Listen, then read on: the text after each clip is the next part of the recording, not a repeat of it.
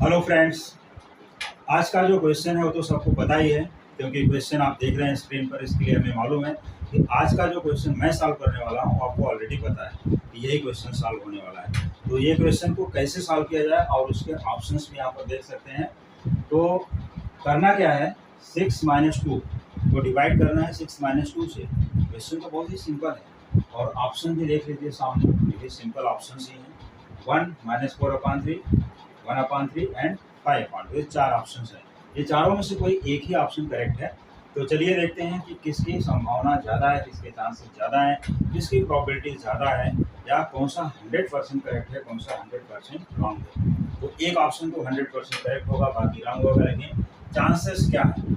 तो देखो सोल्यूशन को मैं यहीं पर कर देता हूँ, यहाँ से देख सकते हो 6-2। तो अगर हम लोग एक सोल्यूशन पहला ऑप्शन यहीं पर देख लें कि फर्स्ट ऑप्शन क्या है, 6-2 कितना होता है 4, और यहाँ पर डिवाइड 6-2 4, तो 4/4 कितना होता है 1। तो क्या पहला ऑप्शन करेक्ट है, देखते हैं। पहला ऑप्शन ये इस तरह से सॉल्व नहीं किया जा सकता, ये रॉन्ग मेथड है, ये ऑप्शन करेक्ट नहीं है, तो पहला ऑप्शन तो फेल हो गया। चलो दूसरा ऑप्शन देखते हैं कि दूसरा वाला क्या है, -4/3। पहले तो देखना कि -4/3 आया कैसे, उसका चांसेस क्या है, कैसे आता है -4/3।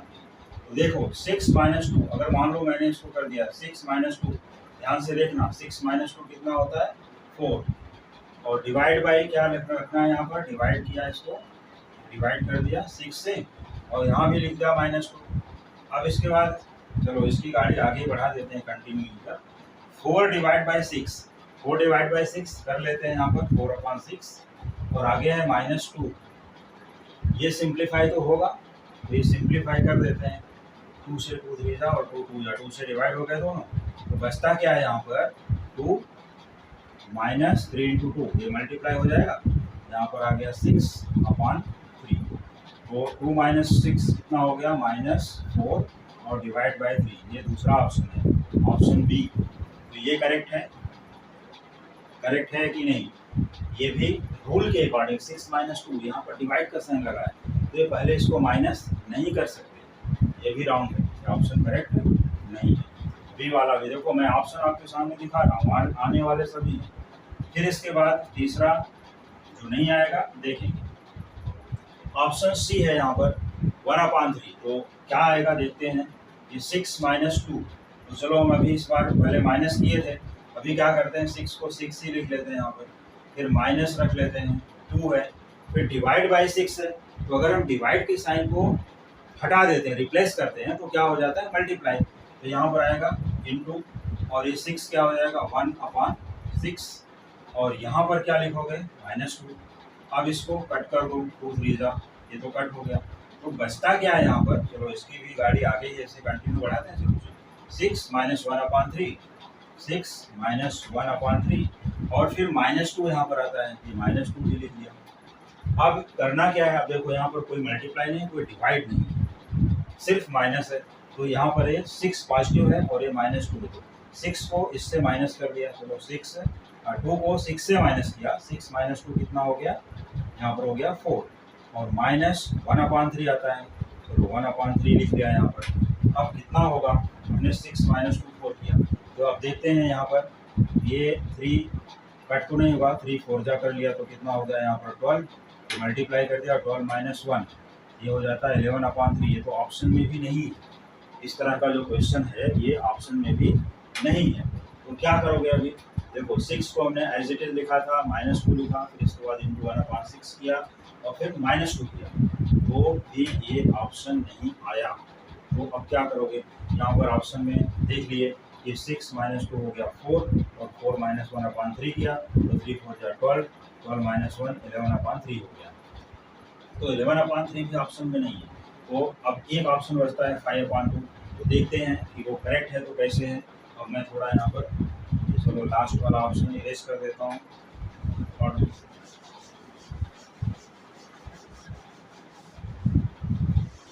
क्योंकि क्वेश्चन देखने से ये नहीं मालूम पड़ेगा कि यही करेक्ट होगा, और पहला ऑप्शन जैसा दिया गया है 1, तो एग्जैक्टली मालूम पड़ जाएगा कि यही राइट है शायद, लेकिन वो राइट नहीं है।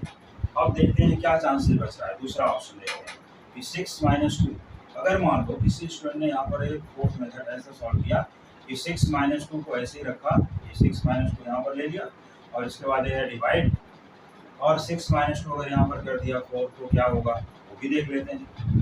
देखने में क्या जाता है, देखो 6 माइनस 2, अभी हमने पहले मेथड में इसको माइनस करके 4/4 लिया था तो 1 आया था, लेकिन वो रॉन्ग है। यहाँ पर 6 माइनस 2 और डिवाइड का साइन है तो इंटू 1/4 कर लेते हैं। यहाँ पर ये बन जाता है 2 2 जा 4। अब ये 2 इंटू 6 12 12 माइनस 1, यहाँ पर भी आता है 11/2 और ये है पॉजिटिव आंसर। तो इसमें से कोई भी आंसर अभी तक राइट नहीं मिला। अगर कोई भी आंसर राइट नहीं मिला तो फिर करेक्ट क्या है, क्योंकि कुछ तो करेक्ट होना चाहिए। अब चलिए देखते हैं कि हमारी यहाँ पर जो सोल्यूशन आया, हमने लिया सोल्यूशन, अब ये फर्स्ट मेथड को भी हटा देते हैं,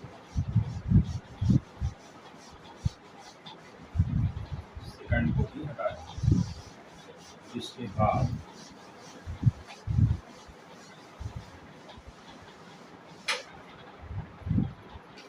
अब इसके बाद क्या करते हैं, 6 माइनस 2 पहला ये दोनों पार्ट यहाँ पर ये अभी तक नहीं सॉल्व किया गया। अब इसी को ले लेते हैं 6 माइनस 2 और ये डिवाइड बाय 6 है तो यहाँ पर अपॉन 6 और फिर माइनस 2, ये 2 से कट हो जाता है, यहाँ पर आ जाएगा 3। तो ये बनेगा क्या, फिर से देख लीजिए, क्योंकि इसमें दोनों को माइनस किया तो 6 माइनस 1/3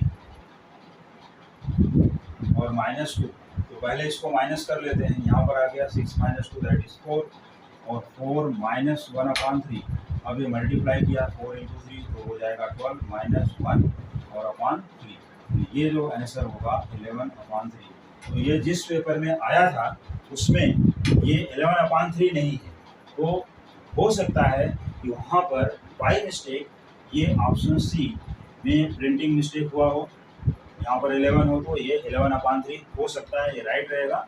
और वैसे जो क्वेश्चन पेपर में जो दिया गया जिसमें से एक भी ऑप्शन करेक्ट नहीं है, तो अभी ऑप्शन करेक्ट हुआ सी को हम लोग कर देते हैं यहाँ पर 11/3। तो इसका जो करेक्ट आंसर है हमें उस पर फोकस करना है कि करेक्ट आंसर क्या है 11/3। और इसी टाइप के और भी क्वेश्चन का सोल्यूशन देखने के लिए आप देख रहे हैं कमिंग वीडियोस।